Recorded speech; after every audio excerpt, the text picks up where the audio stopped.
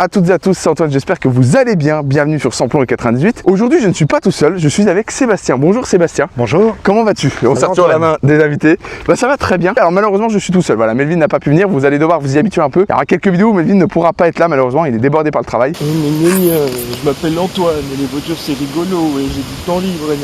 Mais alors quelle journée aujourd'hui? Alors qu'ils annoncent du mauvais temps dès cet après-midi, je commence mon week-end avec cette superbe Fiat 124 Spider Abarth. Alors pour ceux qui se demandent, c'est une MX5 ND retravaillée par Abarth. On va en parler. C'est pas un modèle très courant puisqu'il y a de celle-là 2800 exemplaires numérotés. 2400 numérotés. 2400, je me trompe tout le temps. À force d'avoir des chiffres entre la Clio V6, les Lancia Delta, la Shelby qui sont toutes numérotées, vous avez de quoi faire sur la chaîne. 2400 numérotées ici même. Fiat Spider qui n'est pas hyper connue parce qu'elle a été un petit flop chez Fiat, même si comme on en a parlé, ça n'était pas, le but n'était pas de faire une 500 cabriolet quoi. Le but c'était vraiment de faire un véhicule assez de niche quand même. Et alors elle est passée entre les mains d'Abarth pour sortir cette version là avec le 1,4 litre turbo de 170 chevaux. On va parler un peu de la spécification technique après. Et surtout il y a beaucoup d'esthétique, évidemment surtout extérieure, qui ont beaucoup changé. Ce véhicule tu l'as depuis quelques années maintenant, tu l'as depuis 2 ans. 2 ans, ouais. Tu as fait plus de 30 000 km à son bord. Donc on a un retour d'expérience relativement long d'une personne voilà. qui a l'air en plus de connaître vraiment son rayon. Donc on voit le polo Abarth quand même. On en profite pour faire un peu de publicité à ton club directement. Abarth Club Bourgogne-Franche-Comté. Du coup j'étais allé voir, c'est vrai que vous avez des beaux véhicules. Il y avait de quoi faire sur le tout petit que j'avais fait où en plus il faisait pas beau. Donc je vous invite à aller voir directement ce club duquel tu fais partie depuis quelques temps maintenant. 1 an et demi. Ouais. D'habitude je suis très content que Melvin soit là parce que notamment il m'aide à me recadrer quand j'aime trop les véhicules. Bah là il est pas là. Ça va être compliqué pour être tout à fait objectif. Je conduis littéralement une MX5 tous les jours. Donc là vous l'avez là qui va bientôt partir à mon plus grand regret. Et donc la MX5 ND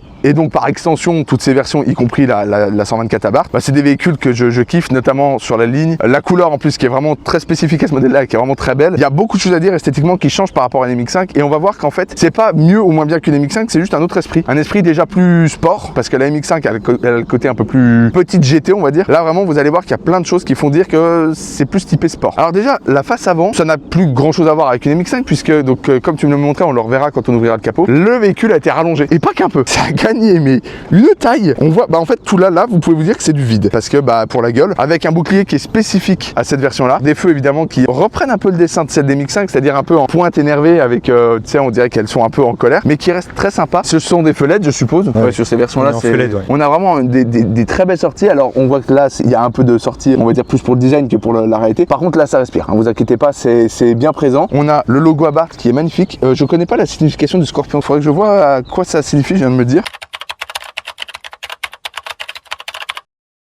C'est vraiment un super belle face avant qui change beaucoup d'une MX5. Si on sait pas que c'est un partenariat entre Mazda et Fiat, non, on le devine pas. On se devine pas parce que c'est vraiment pas la même taille et surtout c'est un peu incongru. Mazda et Fiat ils ont jamais fait d'autres véhicules je pense. Pour ceux qui se demandent évidemment cette Fiat Abarth, je suis obligé de le dire quand même, c'est un hommage à la Fiat Spider Abarth du coup des années 60. C'était un hommage pour les 70 ans si je retiens bien. C'est ça. Sincèrement c'est réussi. Moi je trouve cette voiture formidable. Vous avez donc en spécificité et là tu me corrigeras si je me trompe. Donc il y a la couleur qui est assez spécifique à ce modèle là. Donc c'est-à-dire capot noir avec on verra la malle de coffre noir avec le reste blanc et les touches rouges. Sinon le bouclier est donc spécifique. Est-ce que le capot est spécifique avec ces rainures là? J'ai pas fait attention si sur la 124 Spider classique s'il y a ces rainures. Parce que c'est vraiment, ça lui donne un côté énervé. Mais vraiment, c'est un vrai bosselage. Hein. C'est vraiment très beau. La peinture, c'est bizarre, on dirait du mat. C'est un covering. Ah, c'est un covering. Qui est optionnel quand elle était vendue pour l'enlever. Optionnel pour l'enlever. D'origine, elle l'a. Ça, c'est comme quand Porsche, ils mettent en option d'enlever le logo ou de remettre le logo. Enfin, bon, après, est-ce qu'il y en a qui l'ont enlevé vraiment ou... Oui. Il y en ouais, a, ça se plaît peut-être pas à tout le monde, c'est dommage parce que ça lui donne une super gueule. Enfin, moi, j'aime bien. Et donc, tu m'as dit, il y en a donc qui ont donc cette face noire là. Et les plus rares, c'est celles qui ont les 2 bandes. Il y en a 3. Elles sont rouges avec 2 bandes noires à la place du grand covering. Donc, bon, faut se lever tôt le matin pour en trouver une. Tu avais dans l'idée d'acheter celle-là avec une boîte mécanique, on va y revenir, tu avais déjà galéré. Là, vous voulez une bande noire, c'est mort. Autant vous dire, c'est foutu. Et donc, c'est un cabriolet, évidemment, MX5. Est-ce que celle-là existait en RF? Non. Non, elle n'a pas existé en RF. Non, non, du tout. Et la Spider de base, peut-être, du coup, je suppose? Même pas. Même pas? Ok, ils sont jamais proposés en RF? Non. Il n'y a pas d'équivalent à la RF. Ok, d'accord. La RF, pour ceux qui savent pas, c'est celle qui est en Targa, en fait, qui est, je trouve la gueule est folle. On en a déjà filmé une avec la Corvette C4 de Max, si jamais vous voulez aller voir. Donc, ça, c'est une face avant qui est donc très spécifique, que moi j'adore. On va passer sur le côté. Déjà, ces jantes, comme ça, je dirais 17 ou 18. 17. qui sont vraiment très sympas. Donc avec plusieurs branches, je trouve que c'est vraiment des jantes typiquement italiennes. Avec donc des disques Brembo. Alors freinage, de ce que tu m'as dit, ça marche bien, mais faut pas trop demander non plus. Le liquide chauffe vite et les durites deviennent molles. Parce Et que, ouais. au bout de pas mal de freinage, on commence à sentir. C'est spongieux et puis que ça a du on mal commence à répondre. sentir vraiment du mou. Pour le prix, on en reviendra après, je vais vous le garder pour le watch time. Pour le prix, il y a quand même des choses où on se dit, putain, vous auriez pu faire un petit effort en plus. Et donc là-dessus, par exemple, il n'y a pas de durite aviation, ce qui est dommage, parce que ça permettrait de faire un freinage Et plus... ils mettent des freins ultra performants, mais les durites derrière tiennent pas. Donc pas d'intérêt en fait spécifique. Étrier, je pense 2 pistons en général. 4 pistons en Brembo. Ok, donc c'est du costaud, 4 pistons, ça va Oui, quand même pas mal. les freins sont costauds. Hein, C'est dommage, c'est typique de Fiat, des italiennes. Il y a toujours un truc, quand même des bons freins. On parle toujours du 0 à 100 en accélération. Ouais. Et là, avec les freins, là, on est en 100 à 0 en moins de 3 secondes. Ça marche très bien. Ça marche très fort. Donc, mais pas longtemps. Ouais. Voilà, faut pas jouer avec pendant une demi-journée. Après, il n'y a plus de frein. Donc bon, vous êtes prévenus. Mais c'est pas une BM non plus, hein. Vous pouvez quand même vous amuser. Donc vous avez ces jantes là, vous avez le logo Abarth qu'on retrouve sur le côté, que je trouve encore une fois super beau. C'est ma première Abarth, alors c'est cool parce que comme je te disais, j'ai un peu un a priori sur les Fiat 500 Abarth. Et alors là, commencer par une Spider Abarth, voilà. Mes premières italiennes c'était les anciennes et je continue avec ça. Non mais attends, c'est quand même incroyable. D'ailleurs, on l'a pas dit, donc le logo de base, alors lui il est plein de colle malheureusement. Ça ressemble avec un scorpion du coup à l'intérieur, hein. Alors que ici on a un autre logo. Je vais les enlever, c'est des autocollants. Voilà. Je Donc, savais pas que c'était des autocollants. Celui-là est parti, je me suis rendu compte que c'était des autocollants. et donc sur le côté, c'est à peu près tout en soi ce qui est spécifique à la version. Vous avez des très beaux feux en rappel rouge. Et en fait, vous avez quelques notes de rouge, c'est-à-dire un peu sur le pare-choc, sur les coques de rétro à l'intérieur. Mais c'est assez discret. Il y a aussi les étriers de frein. Et donc à l'arrière, bon, on voit que c'est un plus petit étrier, ce qui est C'est un logique. plus petit, mais ça reste du Brembo aussi. Ça reste du Brembo, donc vous inquiétez pas, ça freine quand même relativement bien. Sur l'arrière, je vois juste, il y a un petit déflecteur pour le style, hein, évidemment. Alors qui est le juste ici. déflecteur, il n'est pas là que pour le style. Ah ouais? Il est prévu pour les versions américaines, ils ont les clignotants à cet endroit-là. Ah d'accord, ils se sont dit pour combler. Pour les quoi. versions européennes, ils ont pas mis les clignotants. Ils ont Et mis c'est pareil à l'avant. C'est pareil à l'avant. Ah, j'avais pas fait gaffe. Ouais, remarque, c'est pas bête. Alors Fiat aux États-Unis, j'avais vu alors c'est une 131, je crois, de mémoire, une vieille. Et vraiment, j'étais déjà surpris quoi. Je m'étais dit, mais qu'est-ce que ça fout là? Alors une Spider, j'en avais pas vu là-bas, donc comme ça va plus vite. Mais c'est rarement. Bon, à la fois, t'en vois pas en France non plus.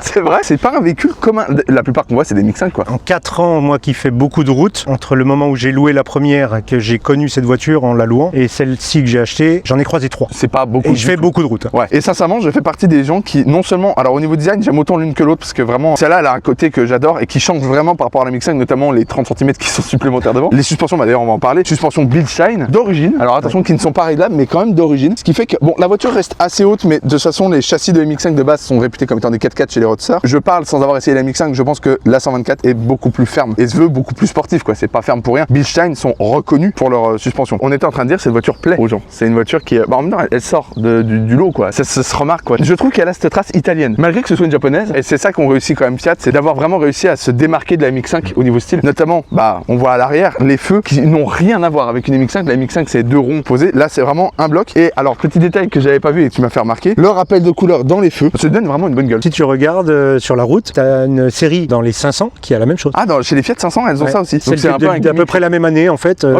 Du coup, elles ont ce rappel carrosserie dans les feux. Donc vous avez le magnifique logo 124 Spider. Vous avez rebelote le logo qui n'est pas le même que celui devant. Non, un peu plus petit. Ce qui est chiant parce que donc celui devant, vous avez vu, il est à peine griffé. Ça a reçu un coup de clé quand même, non mais c'est dommage. Du coup, vous avez le beau logo, vraiment, je le trouve vraiment très beau avec ce scorpion. Vous avez ici l'antenne, bon, qui est longue, mais pas tant longue comparée aux vieilles antennes, mais quand même, tu me disais qu'il y a beaucoup de gens qui la modifient. Qui la modifient, qui mettent la petite. Moi, je la garde d'origine. En plus, vous allez voir la radio, ça compte parce qu'il y a une petite sono à l'intérieur qui est bien sympa. Et alors, vous avez l'espèce de feu F1 de recul. J'adore ce style au milieu, avec les feux anti-brouillard, je suppose sur les côtés. Ouais. Super beau. Et alors, vous avez 4 flûtes. Alors, c'est la ligne record Monza. C'est ça. Vous allez voir qui chante pile ce qu'il faut. D'origine. On rappelle, Oui, d'origine. d'origine sur la version Abarth. C'est ce que je te disais, je trouve que les Abarth, soit c'est trop camouflé, soit quand c'est tuning, c'est trop, derrière. Et surtout faire un beau son avec un 1,4 litre qui est quand même un petit moteur. Faut quand même y aller, et là c'est vraiment parfait. Vous avez rebelote la plaque Abarth Club, je vous invite à aller voir un peu ce qu'ils font. Vous avez toujours des déflecteurs sur les côtés. Est-ce que ça remplace là aussi des clignots ou c'est... non, c'est d'origine. esthétique, Okay. d'origine. Ouais. Il y avait très peu d'options. Mais quand même. Des options très chères, Ouais. ce que c'est. Et vous avez un coffre, alors est-ce qu'on peut l'ouvrir? Ah, déjà c'est pas comme sur les MX-5 que tu as un bouton directement là. Alors, un coffre qui est pas grand, mais en vrai tu rentres quelques affaires quoi. On y rentre une valise, on y a rentré la trottinette électrique. On lui demande ça, vraiment pour le gabarit ça va. Voilà. Sachant qu'il y a la toile qui prend de la place ici, enfin, je pense que tu peux faire 2 petits sacs pour partir un week-end. Oui, ça se fait quand même. Oui. Ceux qui veulent vraiment faire Du voyage avec ça. il y a le porte-paquet qui se rajoute sur le coffre. Hein. Ah, la Véronique, tu t'es passé? Oui. Après, est-ce que c'est pas dangereux avec le covering? Je sais pas. J'aurais peur de l'abîmer, tu vois, de mettre... Il y en a qui se prennent sur les bords avec des caoutchoucs. Ah, ok. L'appui, c'est des ventouses en caoutchouc. Je pense que ceux-là ne doivent pas abîmer. Je pense qu'il faut choisir le bon. Quoi. Je suis presque sûr, connaissant les Italiens et la maroquinerie, qu'il doit y avoir des sacs faits sur mesure. C'est ça. Pour le coffre, il existe un pack avec des formes toutes bizarres qui s'emboîtent dans tous les recoins du coffre Bah pour ça, vraiment le remplir à 100%. Puisque le coffre, c'est vrai qu'on l'a pas trop montré, mais il va quand même profondément par contre. Je remarque Sérieux, juste, ça c'est on les chasse aussi avec Melvin. Là, tu vois, ces pinces dans la carrosserie, mais tu sais, en général, pour élargir un peu les ailes, pour les homologations, ils rajoutent un truc. Là, il y en a pas. Non, il y en a Donc, pas, c'est la meilleure voiture du monde. Voilà, on est assez direct. Sinon, voilà, un intérieur qu'on va aller voir de ce pote. Made in Mazda, mais retouché convenablement par Abarth. Alors, on le voit déjà, cuir rouge, voilà, c'est italien quoi. Il faut montrer quand même qu'on a une Abarth. Les portières, moi je m'attendais, j'avais peur que ce soit du plastique, mais c'est plastique moussé. Déjà, il y a quand même pas mal de voitures qui l'ont pas, ça. Ici, ça a l'air d'être du simili cuir, de plutôt bonne qualité. Poignée qui ne craque pas du tout. Alors, ça, c'est vraiment appréciable. La poignée qui est là très grande. Ici, les mêmes fermetures à la japonaise, hein, c'est vraiment une portière de MX5. Litty Komodo, enfin voilà, quelque chose de très simple. De toute façon, on n'est pas là pour ça. Vous êtes accueillis dans des sièges Abarth. Alors, du coup, tu m'as dit, ça, c'est retravaillé par Abarth. Oui, quand la voiture sort de l'usine Mazda, c'est une 124 pure. Et elle repart chez Abarth et Abarth change les sièges, remettre les sièges avec la sellerie cuir, avec le son intégré Bose. Ça, c'est vraiment appréciable. Ça, ils les changent. Ils arrachent le cuir et remettent de l'Alcantara. Il y a plein de petites modifications. Ouais, c'est des sièges en gros Mazda retravaillés totalement par Abarth avec donc un merveilleux cuir rouge un peu côtelé, je sais pas comment on appelle ça, un peu bosselé. Ouais, je sais pas. Protège ceinture Abarth évidemment. Volant Mazda, ça se reconnaît direct, mais avec le beau logo Abarth. Et de toute façon, le volant est génial, donc il n'y avait pas besoin de le changer. Avec même un rappel ici, donc c'est pour savoir comment votre volant est incliné par rapport aux roues. On a un logo ici Abarth, et ça c'est très appréciable sur de l'Alcantara. Vous avez des porte-gobelets. Porte-gobelets, combien tu m'avais dit? 250 € qu'on les trouve. Je sais pas si c'est le prix d'origine d'option. J'espère on les pas. trouve à 250 € pour le peu que ça sert. Un bout de plastique. Et en plus, qui sont très mal placés. Oui, parce que maintenant que j'en ai, que j'ai T'as ton coude qui va là, non? modèles imprimés en 3D, ceux-là, ils ont aucun intérêt parce que ils sont très mal placés. C'est à la place de ton coude. Sur les MX5, de façon générale, l'intérieur, c'est une galère. Il n'y a pas beaucoup de rangement. Alors, je suppose que là-dessous, il y a une. Oui, il y a une trappe. Non, vas-y, lève direct. Ah, ok. Voilà, une trappe avec, attention, une liasse de 5 €. De quoi mettre une paire de lunettes et pas plus. Vous avez vraiment pas de place. Même les portières, il n'y a rien. Hein. Non, il y a rien. Plein. C'est un peu dommage, mais on leur avait déjà fait le reproche chez Mazda. Faites un travail pour aménager vos intérieurs, quoi. C'est ce qui manque. Vous avez donc voilà, un intérieur qui est très beau avec de l'Alcantara surpiqué rouge que je trouve très joli et un bouton vide. Si j'en ai trouvé un. Bon, là, sur le côté, il y en a toujours, mais ça, on s'en fout. Mais là, il y a un bouton vide. Sinon, siège chauffant, c'est vrai qu'on l'a pas dit. Ça, c'est vraiment très appréciable. D'origine aussi. Ici, donc, vous avez le bloc de navigation. Il fait le boulot. Ouais, il fait le Il travail. n'a rien d'exceptionnel, mais il fait le boulot. T'as Android et Apple CarPlay. Alors, ça, c'était des options aussi payantes. Il a été modifié pour avoir le CarPlay. Et puis alors ces compteurs qui sont vraiment super beaux. Alors c'est un moteur turbo, donc est-ce qu'il érupte à combien celui-là? 6007. Et vraiment ce que j'aime, c'est que c'est d'abord le compteur voilà, histoire que t'exploses pas ton moteur, et ensuite c'est la vitesse. Parce que là vous avez le petit compteur de vitesse qui est vraiment magnifique. Sinon à l'intérieur voilà de Mazda MX5, à savoir que ici nous avons donc la boîte séquentielle. Ça c'est important. Combien de rapports sur cette boîte? 6. Elle marche bien? Elle marche plutôt bien. Il lui arrive des fois de faire des trucs un petit peu bizarres, du genre on accélère un peu pour faire un dépassement par exemple sur la rocade. Donc on n'accélère pas comme une brute, on accélère un peu. Elle descend 2 rapports d'un coup au lieu d'un. Ok, ouais, d'accord. Donc des fois une gestion un peu particulière. Un petit peu bizarre. C'est une boîte Fiat? Oui, c'est du Fiat. Ok, Ça. d'accord. C'est bien parce que ça donne vraiment un caractère différent, quoi. Et puis je les garde en dernier. La merveilleuse plaque officielle Abarth, elle est magnifique cette plaque. Numéro 1171 avec carrément le détail technique à l'intérieur. Ah, ça, elle est vraiment jolie comme plaque. Je suppose qu'il y a un rangement encore derrière. Oui. Ah oui, donc quand même. Il y a Là, une petite boîte à gants là. Oh là là, le Pirelli avec. Oh là là, ça c'est stylé. Mais ouais, quand même, t'as un peu de place là, mais parce que vraiment vous avez rien d'autre. Non, il n'y a pas de boîte à gants, il n'y a rien. Il n'y a pas de boîte à gants. En fait, en termes d'emplacement pour ranger les choses, c'est vite compliqué. Et donc vous avez vu une cabriolet, c'est-à-dire que la toile donc se rabat comme les MX5. Hein. Ici, ça se replie en 2 secondes, ça se déplie en 2 secondes. 2 secondes et en plus pas obligé d'être à l'arrêt. Mais vraiment, c'est un super système qui est reconnu hein, chez Mazda, il n'y a pas de souci. Parce qu'en fait, elle a pris une des meilleures bases. La MX5 a été élue peut-être 4 ans d'affilée meilleure voiture de l'année. Et là, reprendre la même base, juste la sportifier. Ils étaient à ça de faire la voiture parfaite. On va parler maintenant du tarif. Est-ce qu'on peut en parler? Neuf, c'est 45 000 € de base catalogue. 45 000 €. À l'époque où il n'y avait pas de malus. Hein. À l'époque où il n'y avait pas de malus, c'est 10 000 de plus que la version 124 Speeder de base, qui a le même moteur. Hein. Le 24 turbo? Oui, c'est le même. Il est à 140 chevaux seulement, il n'est pas poussé à 170, il est dégonflé un peu. Et en plus, il y a des options qui sont de série sur la Fiat d'origine, alors que sur celle-ci, elles n'y sont pas, il faut les payer en plus. Et alors, tu m'as parlé d'une option absolument hors de prix, je me rappelle plus c'est laquelle? Le GPS, qui est inclus dans la Fiat 124 de base, et là, il fallait la prendre en option. J'ai vu sur internet a priori que c'était autour des 2000 € pour avoir une carte SD bête et méchante, de gueule. qu'on trouve sur internet un peu partout. Et j'en ai acheté une et ça m'a revenu à 25 € pour faire activer le GPS. 2000 €, sachant que le véhicule vaut déjà 45 000. Faites un petit effort hein, pour une carte SD, comme tu dis, un peu chiant quand même. Donc c'est un peu cher. je regarde les pare-soleils Chipos. On va pas se mentir, pareil pour ce prix-là, c'est un bout de plastique, voilà, un peu. Mais sinon, il n'y a pas grand-chose à dire. Enfin, je trouve que c'est qualitatif, c'est bien assemblé. Ah, il y a de l'Alcantara même là. Oui, j'avais pas vu. aussi. Ouais. Ici sur piquet rouge. Bon, la voiture a 10 ans, c'est vrai que visiblement l'intérieur a très bien tenu. Hein. Les cuirs. Le rebord du siège conducteur qui fatigue. Ouais, c'est beaucoup hein, sur ces sièges-là.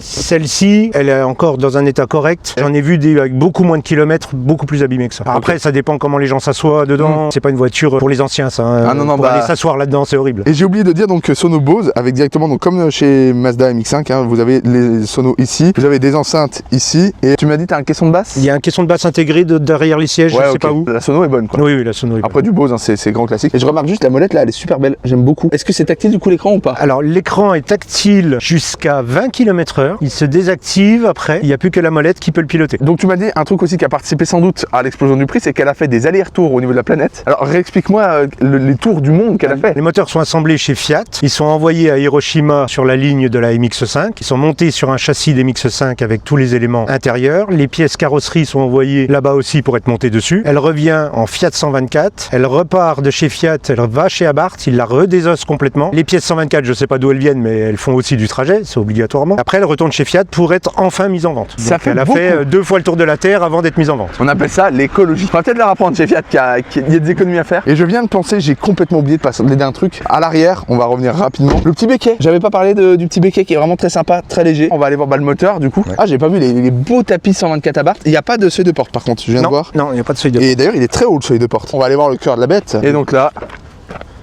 1,4 litre turbo développant 170 chevaux et 250 Newton, ce qui est franchement cool puisque la voiture fait 1060 kg. Donc on est vraiment sur un poids plume hein. Pour aujourd'hui, on va pas se mentir. La MX-5 est quand même plus légère, elle fait moins d'une tonne. Mais par contre, vous avez donc des moteurs atmosphériques. Vous avez le 1 litre 5 130 chevaux et le 2 litres 180 chevaux qui n'ont vraiment pas le même comportement que celui-là. Très connu, réputé, apparemment avoir un vrai plaisir à la conduite. Et vous avez ici donc une spécificité, donc tu m'as dit de ce modèle-là, c'est le cache moteur. Il n'est pas de la même couleur sur les autres versions. Franchement, pour une italienne, je m'attendais à ce que ce soit moins bien présenté. C'est quand même propre, il n'y a pas des câbles de partout. Vous avez le turbo qui est directement ici. Turbo qui est quand même assez gros et qui est turbo Garrett évidemment, les rois des turbos. Vous avez une belle barre anti-rapprochement ici. Et donc moteur qui est donc d'une fiabilité très bonne pour les chevaux que ça sort. C'est vraiment un moteur, ça fait des années qu'on le voit hein, chez Abarth.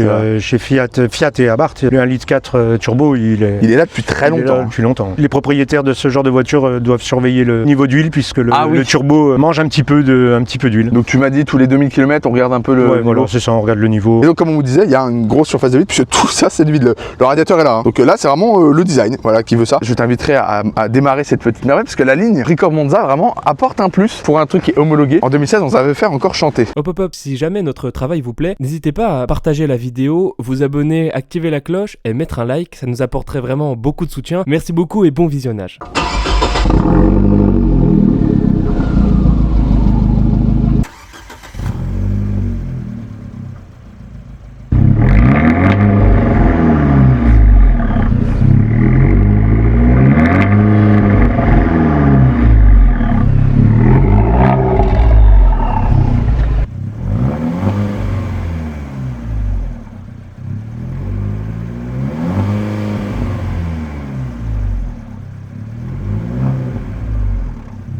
Alors, est-ce que tu as des clapets sur cette ligne? Il y en a, oui, dedans. Ah, d'accord. Mais le son, alors on a un turbo spool qui est incroyable. On a des retours qui sont légers, mais pis ce qu'il faut. Non, vraiment, super petite ligne.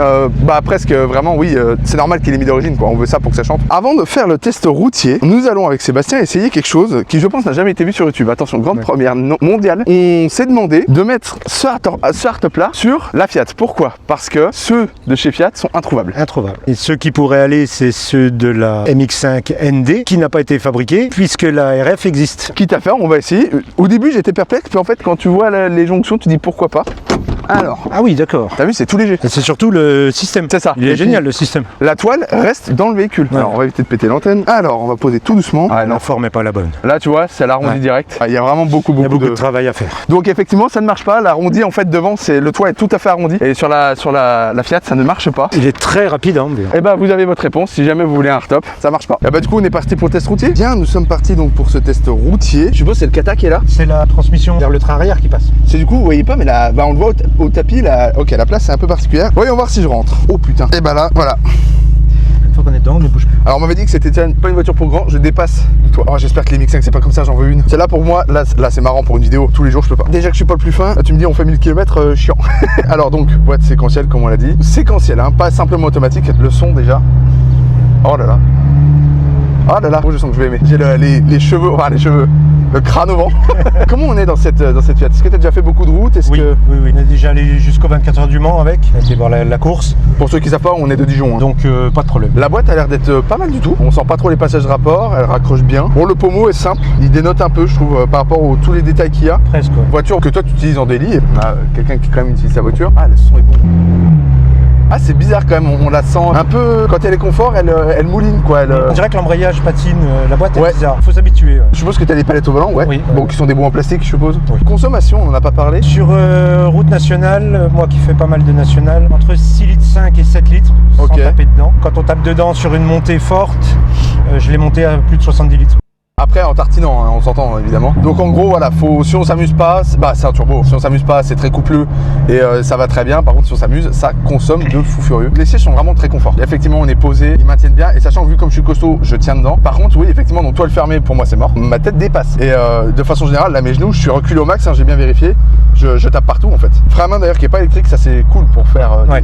Voilà, c'est une full propulsion. Oh le bruit. Ah, le bruit est incroyable. Vous avez donc une voiture qui a un autobloquant donc à l'arrière. Ça donne un comportement qui est génial. Je croyais que je pouvais le faire. Je suppose que ça drift très bien. Ça drift facile. Bon, effectivement, j'espère que vous entendez bien. Moi, évidemment, mon crâne prend l'air là. Heureusement qu'il fait pas 10 degrés parce que là, ça aurait été compliqué. L'infotainment, comme on dit, bon, ça, c'est vieillot par contre. Hein. Après, elle a 10 ans. La gueule est tellement belle que j'ai tendance à oublier que c'est une voiture qui a 10 ans. Bon, voilà, un infotainment de Mazda, comme tu m'as dit. Alors, qu'est-ce qu'on a? On a. Ça, c'est une option qui n'existe pas non plus. C'est du rajouté. Le compteur de vitesse avec toutes les informations de la voiture. Ok, ouais. Tout ça, c'est du rajouté. Donc la V max, V moyenne, les tours minutes. Et est-ce que tu as tout ce qui est pression de turbo, tout ça, tu l'as? Il y a des options différentes sur ce truc-là, mais je sais jamais comment la voir. C'est un peu un bazar? Cette option-là, ouais, elle n'est pas intuitive du tout. Le reste, ça va, c'est intuitif. On peut avoir un deuxième écran d'autres informations. J'arrive jamais à y aller. Mais par contre, vraiment, je reviens là-dessus, c'est une voiture pas pour grand, quoi. Je suis pas bien installé. En plus, bah là, donc il y a la transmission qui est juste là. Le tapis est tout de travers. Moi, je suis un peu deg. Parce qu'en vrai, c'est le genre de voiture où je me dis, bah, il y a un jour, pourquoi pas, quoi. Mais là, c'est juste mort. Et c'est la première fois que je me retrouve dans une voiture où, genre, pas au niveau de mon surpoids, mais au niveau de la taille, je suis foutu. Mais par contre, sinon, alors, on est très bien amorti. C'est confort. De façon générale, le moteur se fait entendre plus qu'il faut. La boîte, il n'y a pas d'à-coup. Sinon, bah, il n'y a rien qui craque, évidemment. Le petit Spider que tu as rajouté pour la vanne du Spider. Donc, en termes de rangement, c'est vrai que j'avais pas parlé de la console centrale, c'est quand même vite limité. Hein. Là, je suppose que c'est un emplacement de téléphone, vous mettez pas un smartphone moderne. Elle est profonde, hein, quand même. Ah non, ok, non, bah je retire ce que j'ai dit. Ok, non, je pensais qu'elle s'arrêtait en fait là. Sinon, vous avez donc prise USB, vous en avez deux. Vous avez une console là, cerclée de chrome qui est vraiment très sympa. Il y a mode sport, mode normal. C'est ça. Et c'est tout. Il n'y a pas de mode éco. Non. Je suis étonné comme c'est abouti, ça reste quand même. Tu sens la route, mais c'est pas chiant. Dès que je passe en mode sport, d'un coup, elle remonte passé de moins de 2000 à plus de 2000. Et je suppose donc la direction doit être plus ferme. La direction est un peu plus ferme.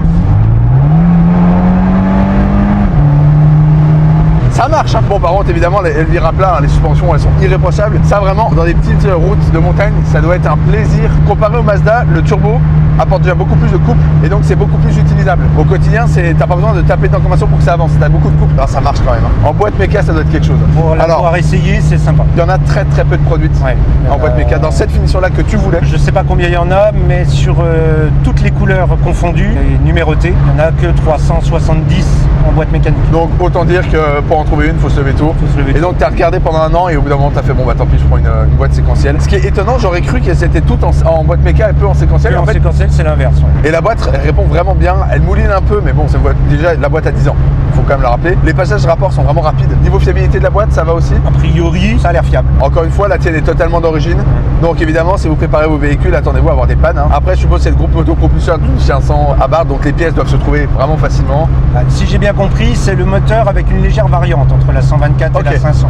Mais a priori, 90% des pièces sont identiques. C'est une voiture quand même qui est vraiment atypique, mais qui n'enlève pas le plaisir ou se dire, si je casse un truc, je suis mort. À part la carrosserie où c'est plus chiant. La carrosserie, c'est beaucoup. Là, faites attention à ça. Alors, en occasion, il faut vraiment regarder parce qu'elles tournent toutes entre 25 et 40 000 avec des kilométrages totalement différents. J'en avais trouvé une autre au même prix, elle avait 15 000 km et celle-là, on avait 70 quand je l'achète.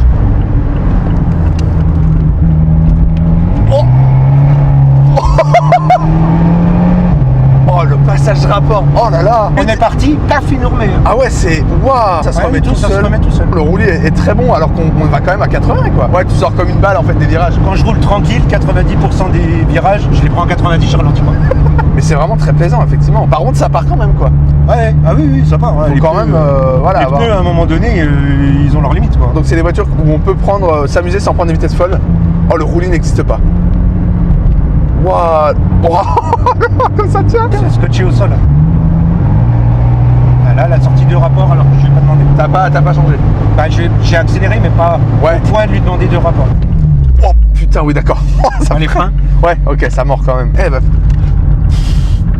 Oh la vache. Je dirais ce qui va manquer c'est la boîte méca. Mais en daily, tu vois la mienne ce qui est chiant c'est qu'elle peut rouiller. C'est quand même une voiture qui a 25 ans, même si mécaniquement elle m'a jamais fait une couille. En 2 ans, 20 000 km, j'ai rien eu. Il y a quand même de la surveillance, parce que là c'est une voiture tout à fait moderne, utilisable, pratique. Et en fait, ce qui est bien avec ces voitures, avec une puissance qui n'est pas déraisonnable, c'est que vous pouvez vous amuser. Je peux vous montrer, on est à 90. C'est là où par exemple la Shelby, comme on disait, le problème de ces voitures qui font 600 chevaux, c'est amusant. Mais un coup de 3, t'es à des vitesses inavouables, tu peux pas t'amuser. Que là, il n'y a pas de problème, tu peux t'amuser une petite route de montagne. Et c'est parti. L'entretien là-dessus, c'est particulier ou... Non, à part la parade du strip qui est à faire tous les 4 ans. 4 ans ouais. Vidange de la boîte auto, c'est classique? Tous les 60 000? Oui, tous les 60 000 à peu près. J'avais une réflexion là au niveau des palettes. Est-ce que tu peux montrer si elles réagissent bien quand tu passes tes rapports? Ouais, non, ça va.